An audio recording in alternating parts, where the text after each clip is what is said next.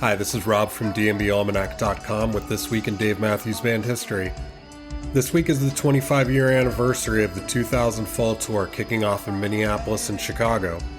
The band had played songs from an unfinished album during the summer tour and went back into the studio after the tour to finish it off. The sessions instead turned into the Everyday album, and the band hit the road almost directly from the studio. The tour started with a show in Minneapolis and then two at Allstate Arena in suburban Chicago. They didn't play any of the new Everyday album songs on tour, but the tour opener has the first Everyday outro in number 41, something that would continue for nearly a decade. The Chicago shows are best known for an impromptu Dave and Carter Halloween, and a show in Cleveland that was released as Live Track 64 caps the first week of the short tour. You can find all the set list for the Fall 2000 tour at dnbalmanac.com, where we never stop looking for information on older shows. Follow us on Facebook to get daily updates with everything that happened that day in the band's history.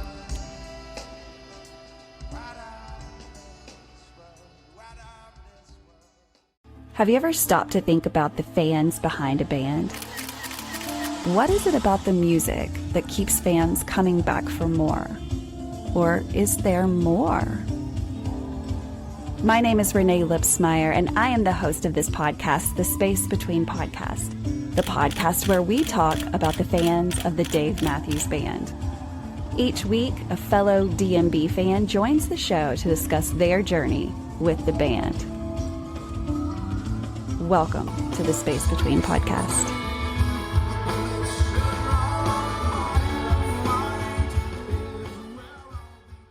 Hey guys, welcome to another episode of the Space Between Podcast, the podcast where we talk about the fans behind Dave Matthews Band. If this is your very first time to listen to this podcast, I want to say that I am so happy that you have shown up. I am so happy that you're wanting to know more about this band. I'm so excited that you want to know more about the culture around the band, because that, as I'm podcasting about, is like a whole huge part of Dave Matthews Band and why they've been able to last as long as they have. Next year, 2026, we celebrate 35 years with this band. And that's even just saying it sounds crazy. And so I'm sure those of you that are listening to this are like, wow, let that one set in, guys. 35 years of Dave Matthews Band. So this episode is going to be a little bit different though. So if this is your first time listening, don't think that every episode is necessarily going to be this way, but I have just felt very led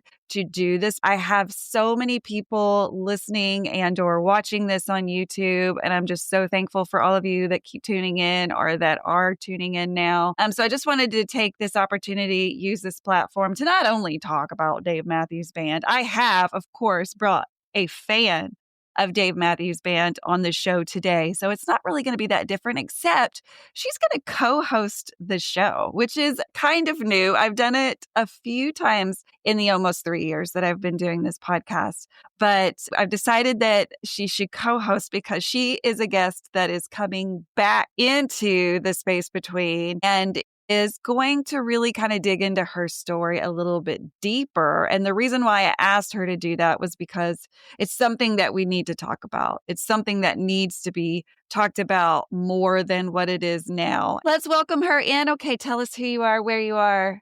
Tell us something about you. Tell us, like, how did you hear a Dave Matthews Band? Like, just casually, like, remind us where that happened. Thank you so much for having me today. I really Yes, appreciate it. Anytime I get to spend it with you is just like this stellar thing.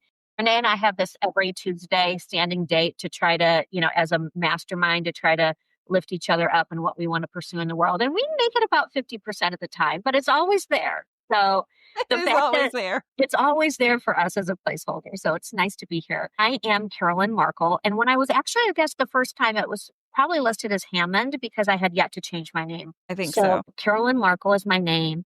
I am the founder and CEO of an organization called Safe in Harm's Way.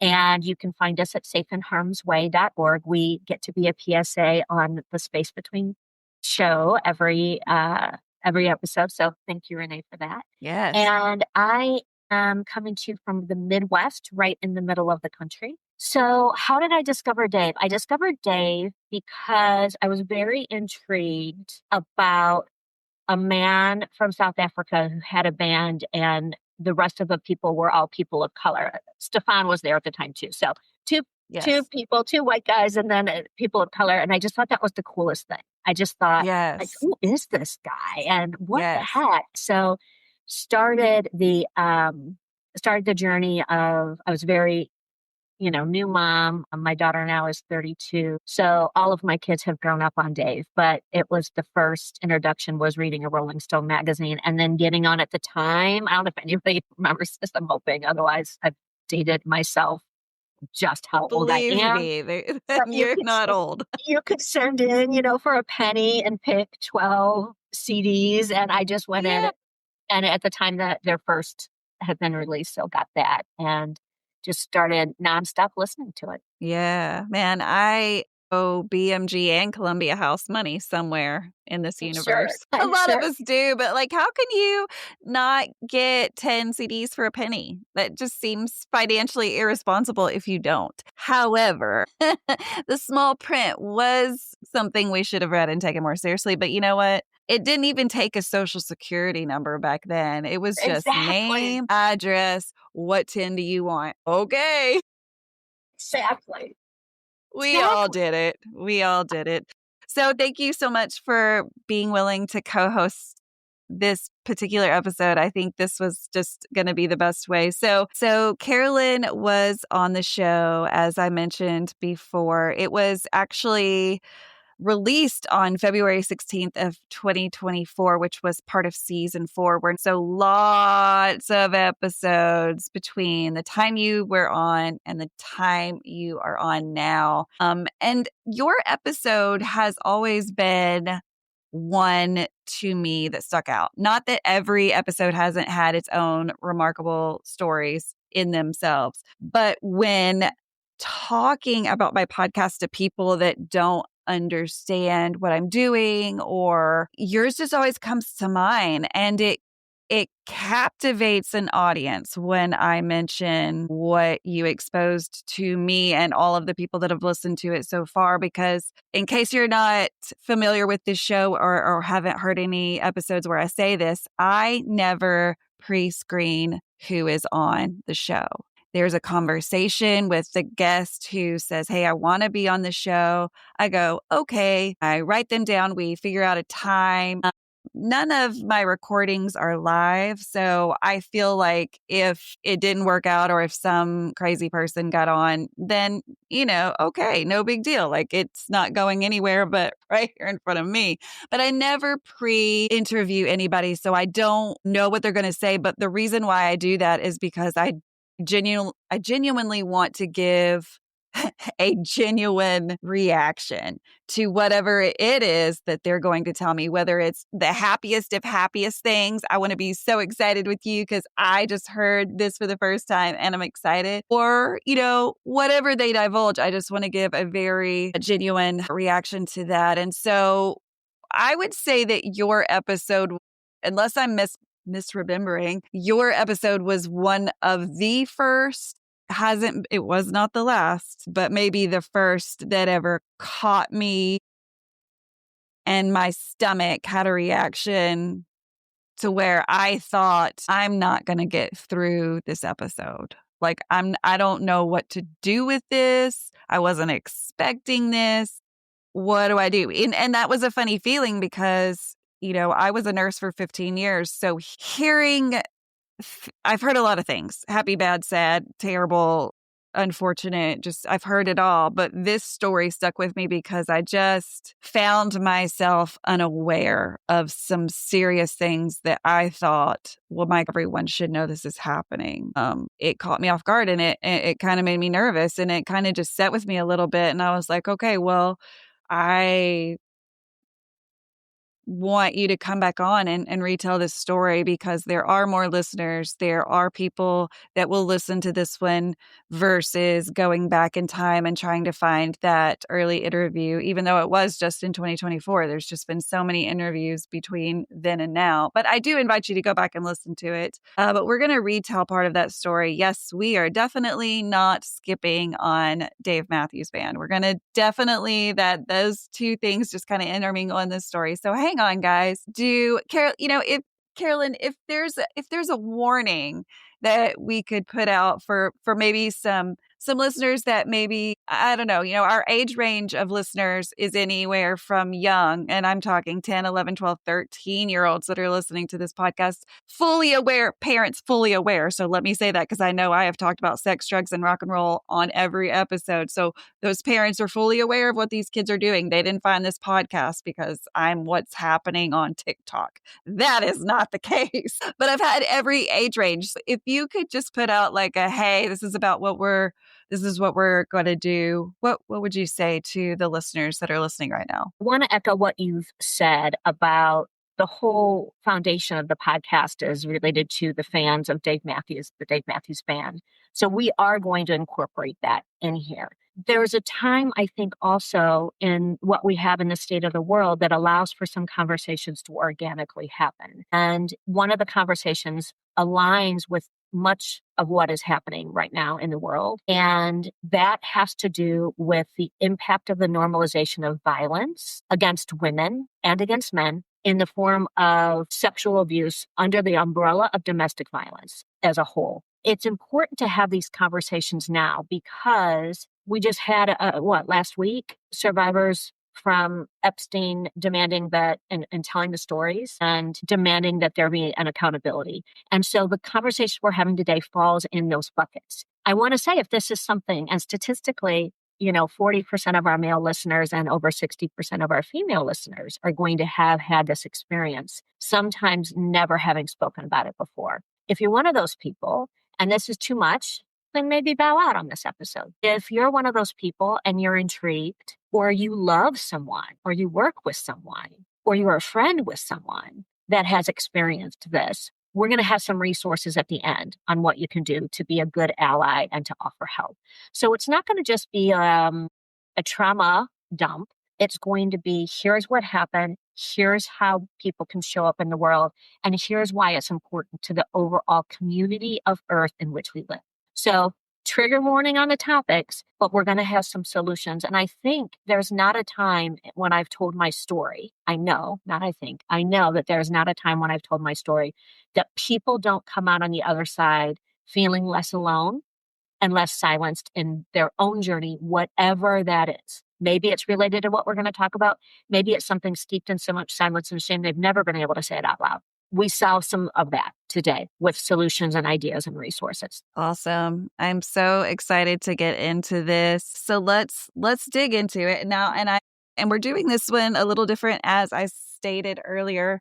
And here's another reason. Not only is she co-hosting, but I put out some questions on social media asking for, what would you ask in this scenario? And I've had several people write in. So as you're sharing your story, we'll get to some listener stories, people that listen to the podcast, and some questions that they have that maybe I wouldn't have thought of. But also, I think it's really good to put in different point of views, different thought processes of people asking genuine questions, because I just wanted to make sure this is a big part of not only this is what happened, but what would you do if approached and this had happened and you didn't see it coming, like I didn't see it coming when interviewing Caroline back in 2024. How can we respond differently other than just our mouths dropped open? I think that's a natural response. So I'm not dogging myself at all. I'm just saying, like, what is something that could follow up after I pick my jaw up off of the floor, Exactly. And so I think that that'll be really cool to incorporate later after you've shared your story. So let's jump into it. If you would, if you're ready, I'm ready. I am. And I think our listeners are too. We've dangled it out there. So let's talk about it. So let's go back. Tell us what time frame are we going back to? We're going to have a couple different landing points. So we're going to go back to 2008, 2009. 2008 or 2009 was I was in the process of getting divorced. That divorce was final the middle of 2009. In that moment, I reconnect with somebody that I went to college with. We were really good friends in college. We hung out all of freshman year. You know, when you go in freshman year and you're like so nervous and you're so angsty and you like meet a couple people and you just kind of hold on until you figure your shit out. Yeah. He was one of those people. And we grew up in the same small area. Our schools, we didn't go to school together, but they were maybe less than a mile-ish apart. And so then we reconnected 2008, 2009 from having gone to college together and started a relationship. And it was a relationship that in the first beginning of it was just magic. It really was magic. Lots of fun, lots of travel. I went to so many Dave concerts with this person and really built a solid foundation of what ended up feeling like a solid foundation. Was he a Dave fan before you or was... No. Okay. Just joined in on the festivities once I had him go to a show with me. And we traveled all around the country to see the band live, multiple shows, the whole thing. And that relationship, I talk about how relationships start out with love and magic and poetry and beauty. And then some cracks start to kind of fall into these things. And so we were together for about 8 years. And I could have told you during that time, if we were friends at that time and you were on my social media, you would have known when I got off. And those were the times when I felt like such a fraud. I would leave social media because it was this back and forth of beauty and light and magic. And then this demeaning and this nastiness that would creep in. And I felt so fake about the love I was in that I would get off social media. And at the same time, if you're a person in a relationship where it's feast or famine, where it's, oh my God, I love you so much. And who the fuck do you think you are as a vacillating emotion? Yeah. That's actually emotional abuse. That's actually some narcissism sneaking in there. And I would have defended him because that's what men like him and women like him do. They create this facade and this story of, I know sometimes I get cranky, but, I'm really stressed out or, no one has ever loved me like you. And so sometimes I'm just not used to that love and I'm awkward and I'm a little weird. And so when your friends come to you and say, I don't think he's a good person, and you repeat that story, he's never had this kind of luck before and he's a little awkward. So you start repeating the story that the person tells you.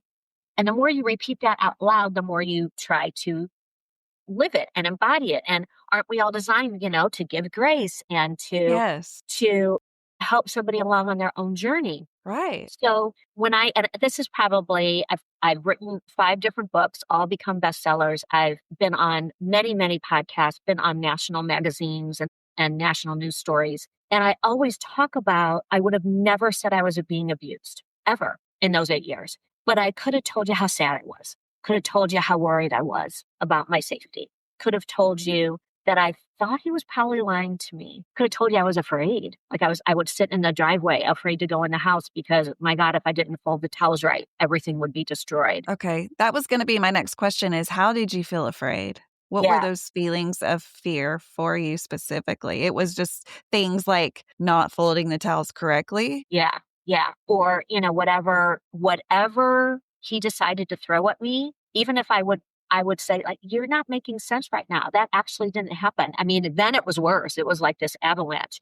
I remember like being in the bathroom door and putting my legs against the door while he's screaming and pounding on the door. So sadness, worry, lies, screaming, all the time screaming, fear, and the pain of not knowing like what felt like I was going crazy. Because at the same time he's doing those things, he's whisking me off to these fabulous trips and amazing dinners and wonderful adventures. And so the back and forth of that actually made me feel crazy. And understandably. And so that turns out is a cycle that a lot of people live with forever, or they decide this isn't for me. or they have something come at them that is so egregious, you then have a bigger choice. Do I stay or do I try to escape? And so that choice for me happened in 2016. Great day, went out, had a wine tasting with friends, a great dinner. We got home and he said to me, Love, I think I've done something that's going to make you mad.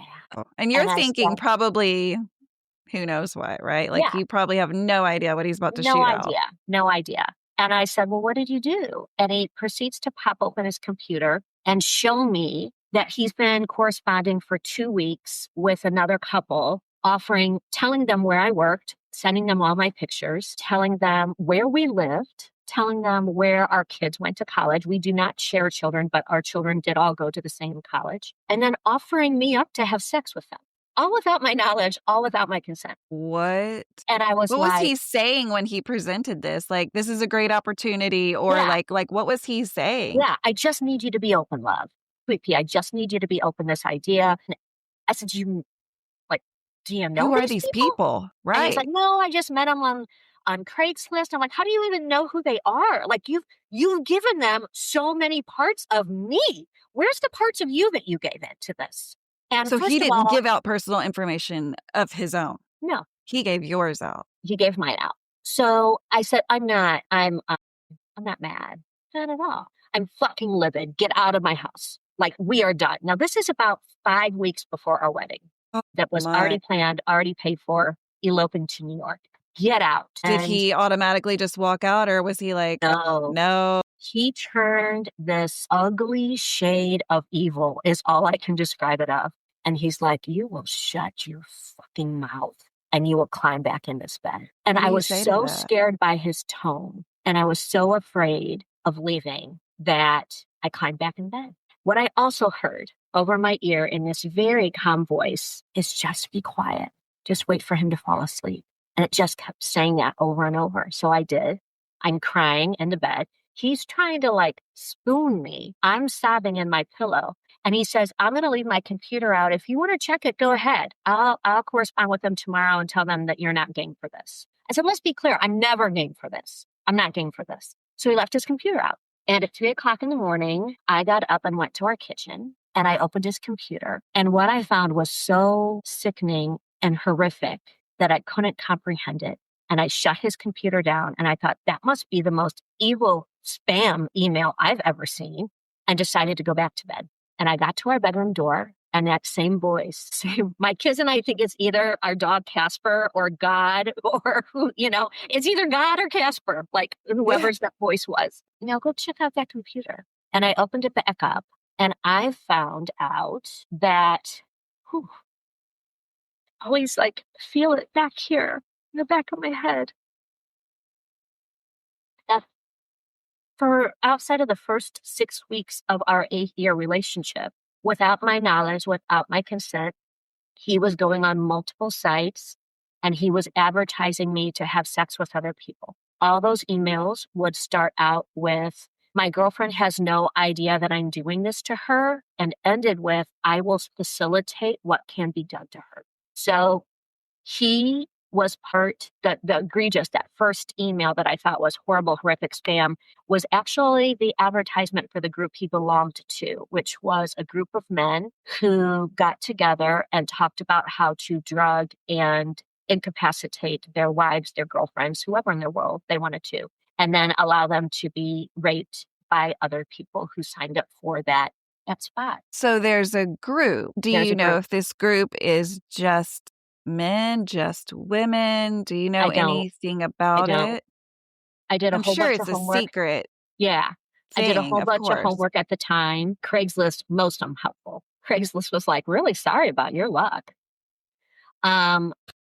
So unhelpful. Yeah. And I didn't know how, and that's when like my brain and my body split, because what I also found on his computer is that he had been doing this was his work laptop. So he's the senior vice president of a major company in the energy field in Kansas City. It's a family-owned company. He's the senior vice president. He had been doing this not only to me in the entirety of our relationship, but to other people that he was involved with as well throughout the past, I think it amounted to 40 years. God. So I also discovered all of his affairs. And so my mind started to focus on the affairs because had I focused it all about what I found out about me, I think I would have lost my mind. And that is actually a trauma response. So you don't get to control that. Like I can, in the year of 2025, look back and know I'm a certified trauma coach now. I've developed a worldwide organization that deals directly with domestic violence. I know all about trauma responses. That wasn't a choice. My choice decided to focus on his multiple affairs and not what I found out about what he was doing to me. So that moment is when I started to hatch my escape plan of how I was going to leave him. And I think actually at this point, would love it, Renae, if maybe we took a question, because there could be a Yes. question aligned to what I just said that Yes, would allow me to better direct the questions that I'm sure any listener might also have as well. Yes, let's get to some questions. Okay, here's a question from Maria Salome Garde. Thanks for submitting a question. What is his motivation and mental diagnosis? And I guess we could ask that more of like, what do you think? And then how did he benefit from doing this? Did you see any red flags when they started dating or through their marriage? I didn't see any red flags. I didn't see, outside of what I talked about, which was my own feelings, the sadness, the worry, the lies, the screaming, the fear, the pain of our relationship and how he treated me. As far as the sexual assaults, did not feel or see any red flags. Now, what his diagnosis is, I don't know. Yeah. I have no idea. But when I left, I left without telling him what I knew. I created a very big story that allowed me to leave without telling him what I knew. I was safe before I ever allowed myself to process what specifically was done to me. So I can tell you that over the course of our relationship, there would have been times that my body was giving me something's wrong. But there's never a moment where I would have said, you know what, I bet he's drugging me and he's allowing other people to rape me. I bet that's what's happening. So constant yeast infections. And I'll tell you when that little epiphany came to me, that is something that my body, guys, we're going to talk about girls' bodies. Ladies, I'm sure you can feel some of this. Hey, this is just adult talk. When there was a new sexual partner, even with using protection, I would get yeast infections. I had them all the time in my relationship with him. I didn't make that connection again until after I'm out of it. And I was like, of course, son of a gun. There were times where my anatomy felt bruised or harmed in some way. And I thought, man, I went too hard in spin class. Like, I got to be aware. I even remember talking to my instructor saying, is there a different seat that I should be using? Because so I always chalked it up to something different. And so those were some of the things in my talking to people, some of the things that they've experienced that I didn't, is them actually waking up during sex when they had been drugged and not knowing where they were. And this is what I'm saying. It isn't the ugliness that you can get randomly at a bar. This is a partner relationship where they drugged them so that the partner could have sex with them. What they get out of that, I don't know. I've done a lot of podcasts with therapists who have differing ideas about what they get. It's all a sexual deviant kind of thing. An official diagnosis, won't know what that would be for him or for the others. It's not my sphere to have that diagnosis. ICD-9 code, readily available for that. But there is something deviant in the need for that, for somebody to be incapacitated. And so the amount of podcasts I've done with therapists, I've one, she's an incredible human who just across the country works on and advocates on behalf of children. She's a licensed therapist. She actually helps create changes that keep children more protected. And her name is Sybil Cummin, if you'd ever want to look her up. But Sybil said, Caroline, had you told anybody, hey, if you had even thought it and then spoke it out loud to a therapist, I guarantee you they would have diagnosed you as delusional, probably put you in a 3-day cycle. Therapists aren't wired to understand these dynamics. The amount of women I've talked to who had that actually happen to them, substantial.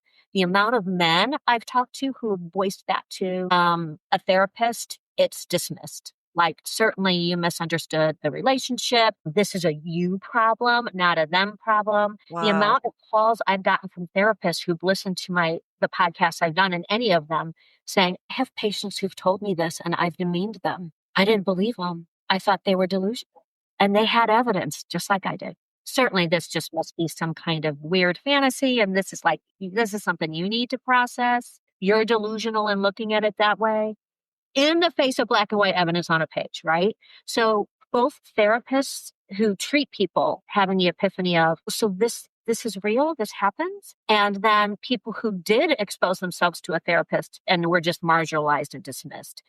That's the first time that happened, I decided that's when I really started getting serious about writing books, about sharing my story.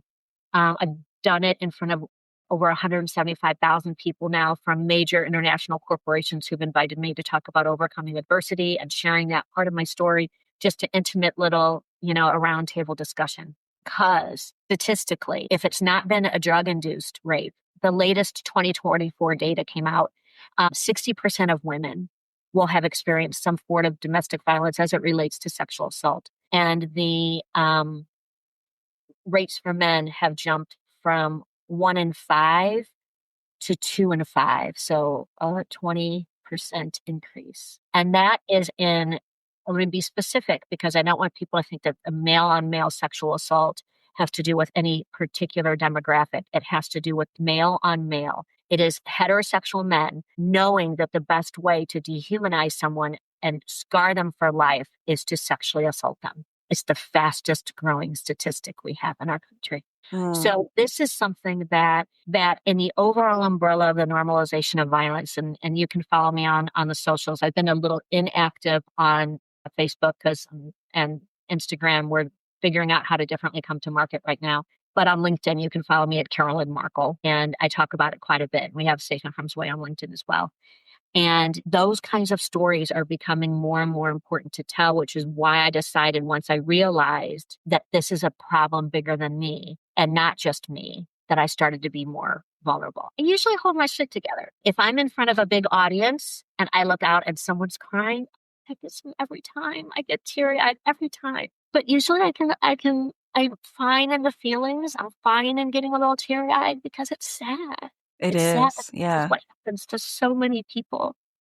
And no one wants to talk about it. So I'm going to, with your permission, I'll ask. You think it's a good idea? I'd love to throw out some stats so people can comprehend how big this problem is. So Yes, I talked to you about this. Thank you. I talked to you about the 60%. I talked to you about the 40% in men. This is all coming at a time when funding to nonprofits has been decimated. And not only has it been decimated by the refusal to release grant money, and let me explain grants for a second. If a nonprofit's doing a grant, they submit their grant proposal in accordance to whatever the grant is in the organization that's issuing the grant. In this case, let's talk about it as the federal government. The federal government says, yes, do that grant. It falls in line. And that nonprofit then meets every expectation and continues to report, all the while paying for whatever the grant is supposed to serve themselves with their own money and paying partners who help to make this grant dream come true. All of that money's been outlaid. So when the federal government says, we're not going to pay the grants, not only is there no income coming in, but that money has already been spent by the organization and also already been paid by the organization to any partner helping them. So the partner doesn't get paid as well. So we've lost hundreds of thousands of dollars at Safe and Harm's Way. It also emboldens some people to take away their promised donations. And that has happened too. I've actually had feedback where people said, I just think you help too many Black people. What? That was their reasoning? Yeah. Yeah.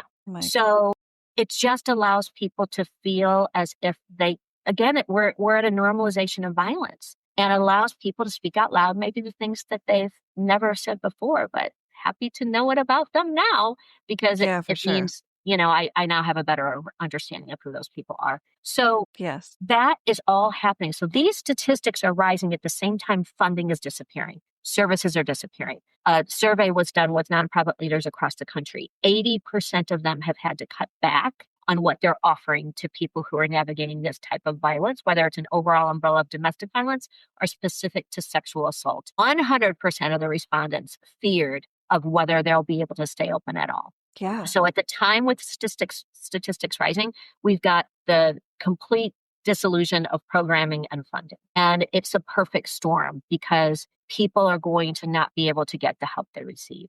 And the reason why that they need to receive, and the reason why that I'm going to love what we're talking about today, and I know that we'll get into it, is Safe in Harm's Way.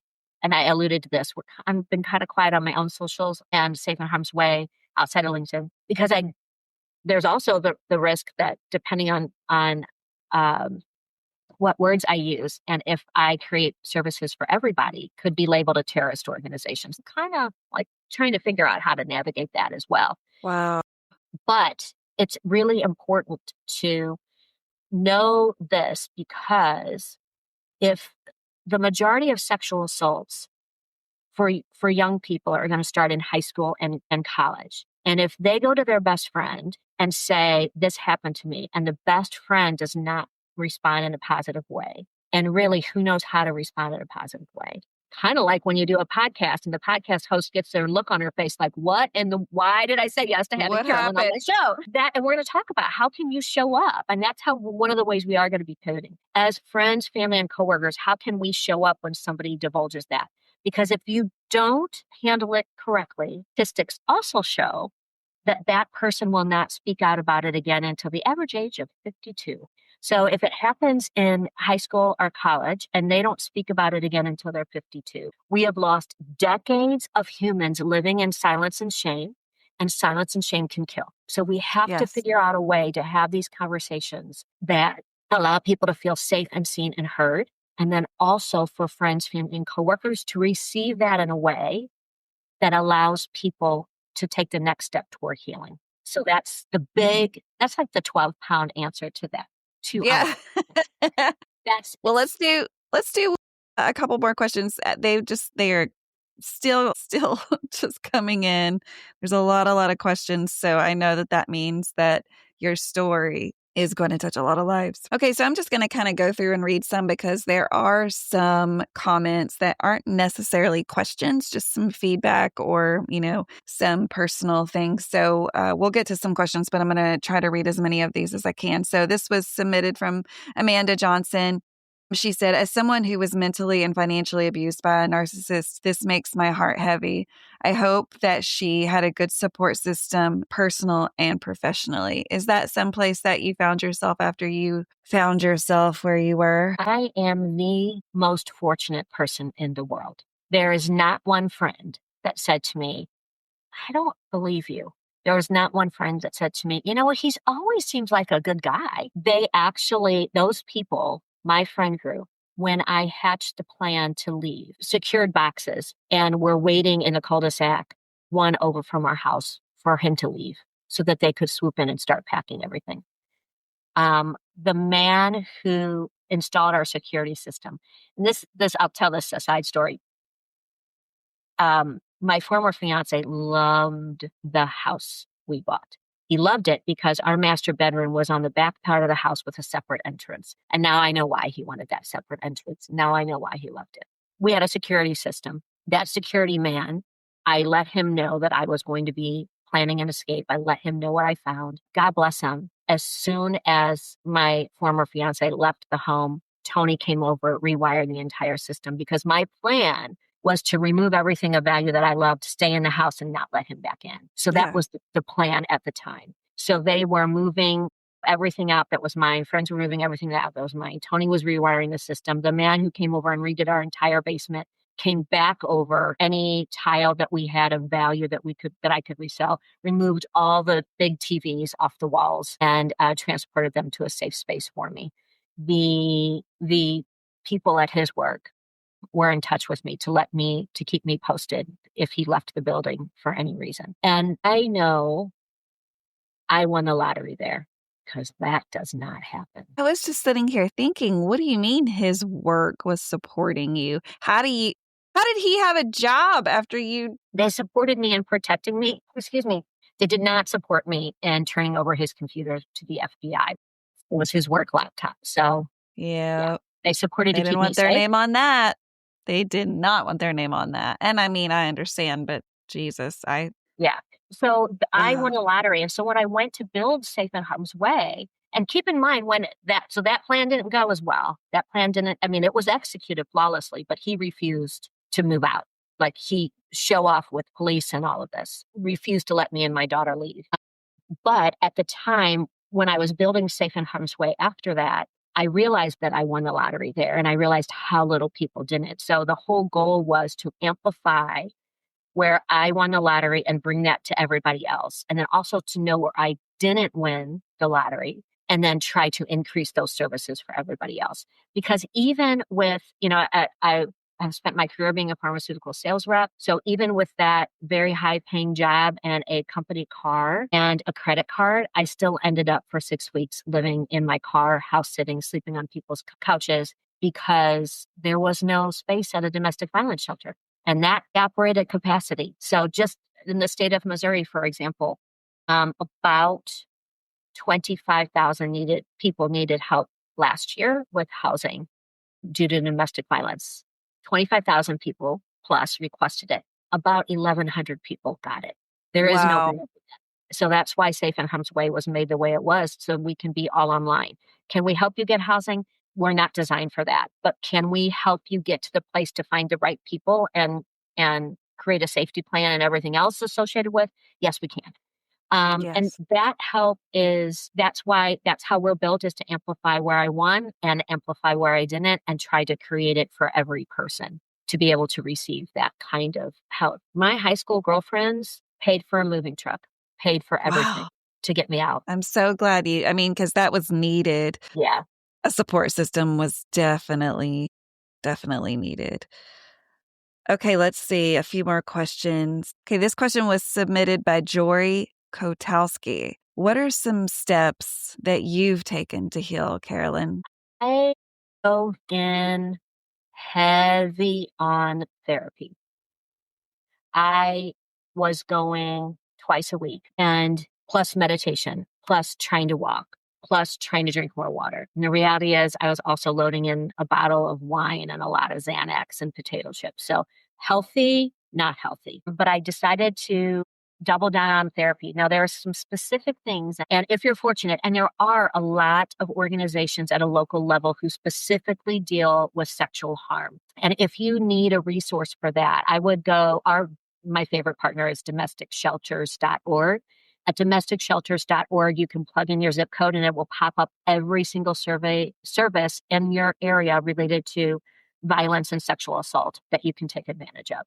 So I'll share on this timeline, right? So I discovered this in 2016. I get out. I finally find a place to live. I'm going to therapy. I'm doing all these extra additional modalities. I'm listening to a lot of music. And this is a beautiful point where my Dave Matthews world just blew up in the most amazing ways, because I had seen so many shows with him. I honestly wondered, am I going to be able to go back? Right. Like, am I going to be able to enjoy? What's that going to do to my body to be, Right. you know? Valid question. Yeah. And so I decided that I was going to figure out a way to lay new pavement and everywhere. And my friend group, while they fully support and endorse and fuel my Dave Matthews obsession, they really don't necessarily want to go to a concert with me. Yeah. Although I've gotten them to, and they love it. But I have a Spotify playlist that are all my favorite live shows of Dave Matthews at the shows I've been that I love. And then I have an accompanying document that I give to people that is a tutorial about the Dave Matthews Band. I love that. I love that so much. Yeah. And so if you're going to go to a show with me, then you get the playlist and you get the tutorial, and I might quiz you. I always start, I might quiz you too. I love the way that you school people. I love it. Yeah. So at that point was when they announced the Mexico trip. And I thought, yes, I need to go. How am I going to go? I don't know anybody. And that's when my date group exploded. I received a random message from people living in Dallas saying, hey, we've been trolling the boards. We're looking for people who would most likely have the first stab at, based on when you join the warehouse. To raise your hand for the tickets. You look pretty cool and you look like you're going to have an early number. Would you want to go with us? And you be the third. It's going to be me, my wife, and my friend from grade school.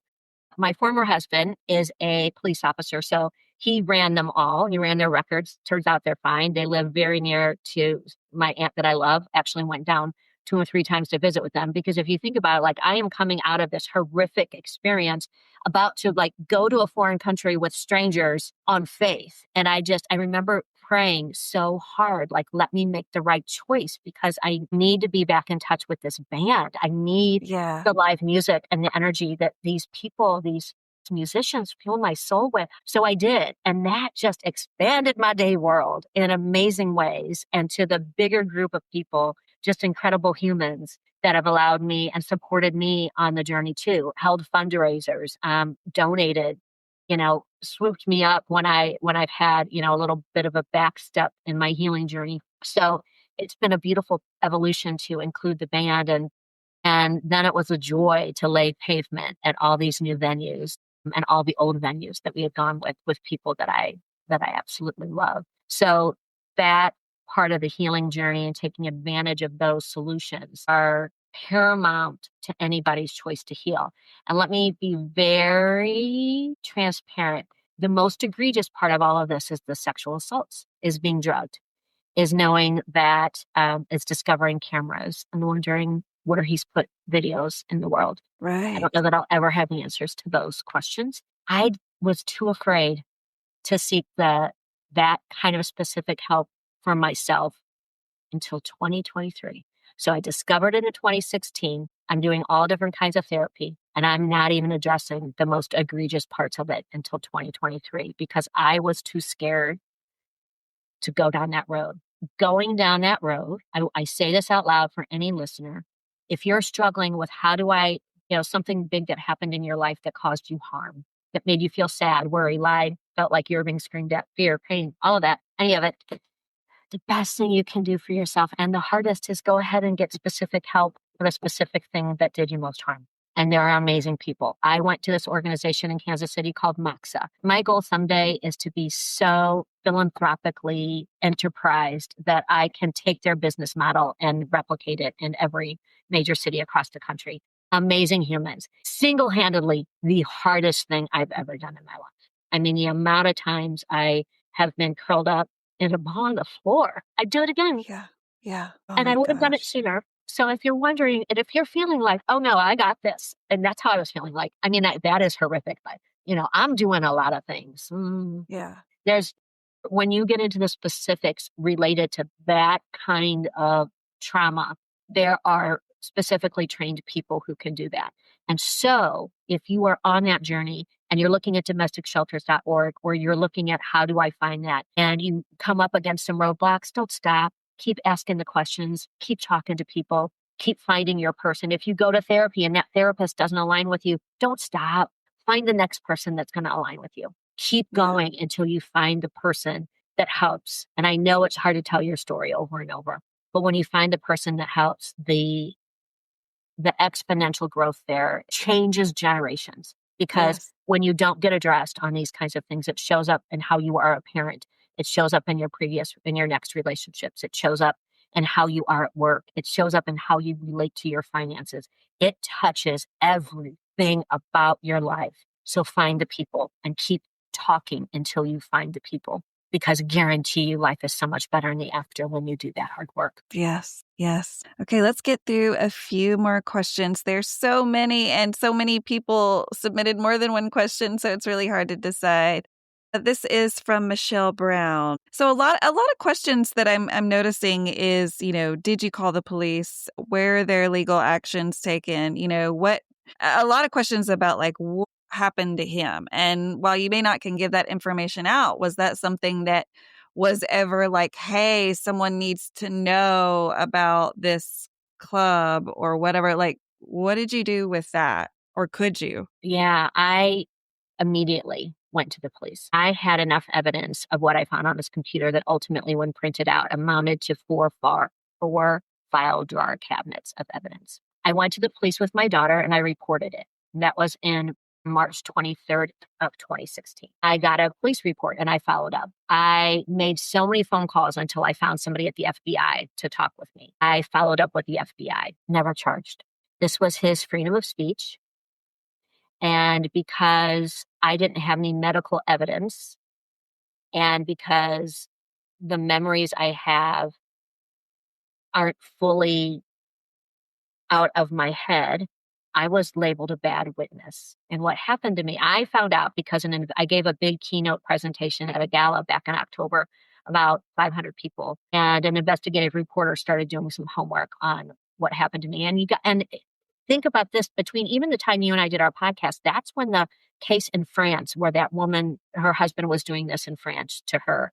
And the French authorities, like, people were prosecuted, people faced jail time. None of that happened to me, for me. And the investigative reporter after that gala went to the police and asked to see all the files.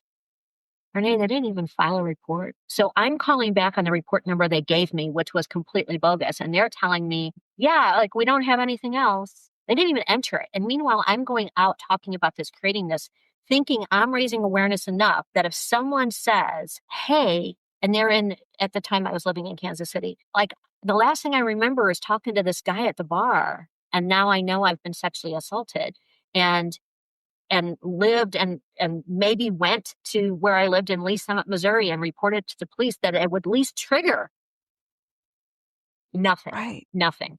And that happens a lot. That's why you see people standing in Washington, D.C. talking about how they were sexually assaulted and no one did anything. That is common.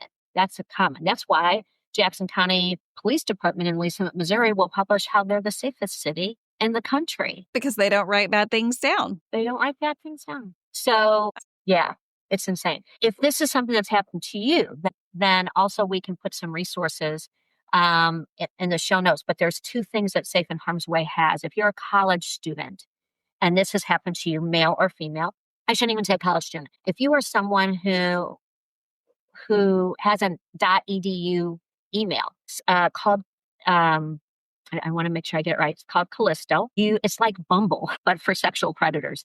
So people can upload to a safe server all the information about who abused them, because people who do this, they're not one and done. They do it to a lot of people. I mean, in my case, my former fiance, they only get more egregious over time because Sure. they have to up the ante on the thrill that they get in order to even be sexually aroused by it. So they just get worse over time. But Callisto actually allows you to put the information in, and then they'll match similar stories and similar geographies. And if there's the same perpetrator, they match those. And that's allowed people to come together and actually file suits against perpetrators, because more than one person has had the experience. So Callisto is a great organization. You can find it on Safe in Harm's Way, or you can just Google them yourself. But what we have on Safe in Harm's Way is we also have what's called Seek Then Speak. Seek Then Speak allows you, no matter when you had this assault experience, to document what you remember in the way that you remember it. Because we talked about a trauma response, and your brain can only let go of so much information, and you don't get to decide. Your brain's just thinking, I need to keep them alive, so I'm going to do this. And so it allows you, as your memories unfold, to document it. And then you can use that form to talk with police, to talk with, a hospital staff, to talk with educators that you run into, to talk with a therapist. You can use it to report, or you can use it just to keep it for yourself and be able to start documenting what you remember, and the chance that maybe someday you want to report it, or that you just want to remind yourself that you're not crazy. So it's a safe place to document it. So we have those two options as well that people can tap into in order to start to get them the help they need when they're ready to get it. Now, I know that you've started a new part and you're very excited about what you're doing. Can you speak to that before we end this particular episode? Speak to that, because I have had the chance to use it myself, and I was very impressed on how completely thorough it was and how discreet it was. Tell us about your new project. So we've got a couple things going. The newest one it's our fourth installment. It's actually our final installment. It won't go away, but we're going to trick it out a little differently. But it just launched, our fourth installment, and the overarching project is called The Last I'm Sorry.com. Last iteration is called He's No Prince. So HESNOPRINCE. He's No Prince. At Safe in Harm's Way, we're never going to show bruised and battered people. We're never going to show coffins with flowers on them, because people deflect from that. I mean, my relationship is bad, but it's not that bad, when actually it is that bad. But it allows people a cognitive out. Yeah. So we use beauty and art and poetry to capture people's attention. So this particular installment looks like a fairy tale, and it looks like a beautiful princess on her balcony. You can see she's a little tear stained in her eyes. You can see that she's a little unkept, looks a little like things have not been good. And behind her is a prince coming up with a snarl on his face and pointing his finger and about ready to grab her from behind. And it says, maybe tomorrow he'll be charming. Now, I know in this last episode, we've used the male and female pronouns, but the male is an abuser. We understand that happens to men and women. This was just part of the fairy tale arc that we wanted to give. But what we do then is we allow people you can scan the QR code, or you can just go to He's No Prince, which leads you to the last I'm sorry, the overarching thing. And it gives you identify for what's happening to you right now and the most immediate need you want to solve. And then you get one or two solutions that says, do this next. It's built for men. It's built for women. It's built for people of color. It's built for the queer community. It's built for immigrants. It's built for medically compromised folks, because the best way to issue an abuse when you're living with a diabetic is for the abuser to withhold their insulin. That's right. So it allows, based again on how somebody perceives themselves and identifies, and then what their next most pressing need is. It's done online because, as we've talked about statistically, there's no room at the end. And even if you call the domestic hotline number, 40% of those calls go unanswered. There's too much. They're operating at overcapacity. So by using he'snoprince.com or the last imsorry.com, you get to pick out one or two different things that fit the most unique thing you're experiencing now. You click out of the browser and we'll open again for another 3 days. There's instant and permanent safety features designed. We launched this in billboards across the country and in Times Square because we need to know that our resources show up organically and easily found by someone when they are not under the control of an abuser, so that they can take action. Because if they try to take action and they don't get help, then the chances that they're going to take action again, not good. We talked about the statistic. If something happens to somebody and they don't get a first good reaction, it's going to be 4 decades before they try again. So it allows people to get what they need instantly, and allows people to do that in the safety when they're safe at home, or they're in the carpool line or in the grocery store or by themselves. It allows them to find it. So you'll find that every one of our campaigns you'll find in billboards across America. When you're pumping gas and there's a video screen at the gas station, at the gas pump, we run on those. When you're in a high-rise office building and you're going to the doctor's appointment, we pick out elevators and office buildings that have videos in their elevators so that people can find it. In clinic offices, any bus stations, airports, train stations, we're there putting out the message so that people can find it. And those campaigns have won numerous awards across the country. We were even a finalist at the Cannes Film Festival. So we do some really great work with art, beauty, poetry, bring in the data and the technology, and then offer the services that people need to get, which they can't if they try the traditional routes. Right. I was thinking myself, like, okay, if I'm in that situation, which I have been, and I won't talk about my story on this podcast, but I've been there, to where I've had a partner that checked my phone a lot for no reason other than just needing that control. So if someone's hearing everything, what are some ways that you can assure them that there's no way, if you are picking up your kids from school and you go into this and you write down some information, when you get home and you forget to delete all your browsers or whatever you do to get rid of stuff when you think someone's going to look through your phone, what's some safety that you could tell them of, hey, this particular website, you just don't have to worry about it. No one will ever know that you did this. Explain that to someone who may be concerned about that. Sure. And there is one action that people need to take. They do need to exit out of the browser. It's just not automatically going to disappear. But when you exit out of the browser, that doesn't open up. So that safety feature means it's just gone to Google. People can't go back. People can't try to open it again. It just gives you this fake, and not fake, you can actually use it, but it's a Google homepage, very simple. And no one can reopen that browser or click the button at the top that spins it to have it refresh. It won't do that.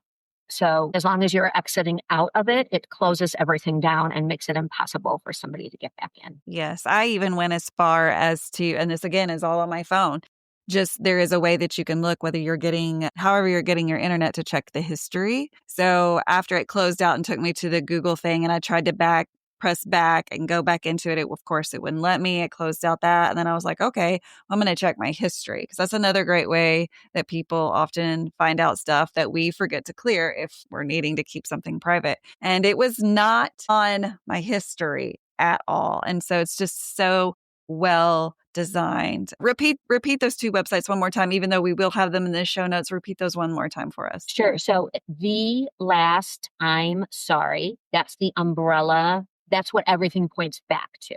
So you can either just put in the last I'm sorry.com or he's HESNO Prince. He's no Prince. That also, if you type in he's no prince.com, it's just going to go straight to the last I'm sorry.com. You can look, all of these resources are then again on safeandharmsway.org, along with meditation and a lot of how to heal and a lot of survivor stories. And we divide it into technology, like I'm afraid somebody's using technology to harm me. And then we've got all the things that are protecting you. So we go by feelings again. I have a fear of this. I'm an advocate and I don't know how to give somebody the best help. Those kinds of things are there so that people can find what they need again in the immediate times. But those, if you're on Safe and Harm's Way, then use you're still clearing your browser stuff, because it doesn't have the same mechanisms yet as our other our ancillary sites do. Well, thank you so much for just, the re-educating listeners. And, we did tie in Dave Matthews Band. You're still such a big fan. And I know that you're excited of, what's to come. What's the next thing that they're going to surprise us? Of course, next year, 35 years. So we know something good is coming. So it's like Christmas. We're like, what's it going to be? And I hope that they come to the Midwest again, right? Like, come back to St. Louis, come back to Kansas City, come back to Rogers, Arkansas. Like, we want you here. And so, we were able to tie it all together. The beautiful part of what this community, which is what this podcast is about, this community of fans that surround this music, and how we've all kind of networked together to help each other. And it's such a beautiful story. And of course, you're a big part of that, is because let us not forget bad things are happening. Let us not forget that there are still bad people at Dave Matthews Band shows. But let us not forget the world that we live in. And so let us be prepared for what could happen and what will happen to someone next. And I think all of that is so important. I'm glad we're having the conversation. I hope that any listener, if you have any additional questions, I'm giving out my email, and that's just Caroline, Caroline, at safeinharmsway.org. I'm happy to answer any other questions. I'm happy to get you aligned with some of our other services if you need. Want to make sure that people feel in community and supported. And I want to emphasize that the healing music of the band is what brought me out of most of the sadness. And the amazing humans that I opened up myself to meeting and traveling with and experiencing with are just some of the most stellar people you'd ever want to have in your life. And so that's part of when I do give a lot of presentations and I talk about healing, I talk about my experience with Dave Matthews Band through that perspective, because it is so vital. It does heal. It does fix. And opening yourself to community in that way is a beautiful opportunity for you to enhance any other modality of healing that you're using. That's right. That's right. Well, thank you so much again for being willing. You're going to have a commercial that circulates through every episode. So whether after this you go back to episode 1, which was in 2022, or you go to episode 100, you're going to hear a commercial from Safe and Harm's Way, but it's going to be rotating out. So, don't skip it after you've heard it once, because we're going to keep coming back and updating you and educating you with more information that we hope that you do not have to use. But if you find yourself in that place, you are ready for what to do next. And so thank you again for being on the show. Yeah. And that's definitely going to be a community thing, because I'll be taking our resources and I'm just going to make it really easy for any listener to download those so they don't even have to search. Again, put it in front of people, get it to the limited amount of clicks they have to make. So as we put forth new commercials, I'm going to take our services and download it, and people could just, either offer it to a friend or download it themselves and have it quick and easy, however they want to store it for their personal use. Awesome. Well, so be sure to check out the show links, whether you're listening to this on a podcast app or watching this on YouTube, just check the description and everything will be right there. And speaking of YouTube, if you are listening to this, you can watch it all. All the episodes except for the first season are available on YouTube simply just by following the Space Between Podcasts. Of course, we're available on all of the social media apps too, Facebook, Instagram, TikTok, and you can email me as well. It's super, super easy. You don't even have to write it down. It's simply Renae at the Space Between Podcast, dmb.com. So, guys, until the next episode, peace, love, and Dave Matthews Band.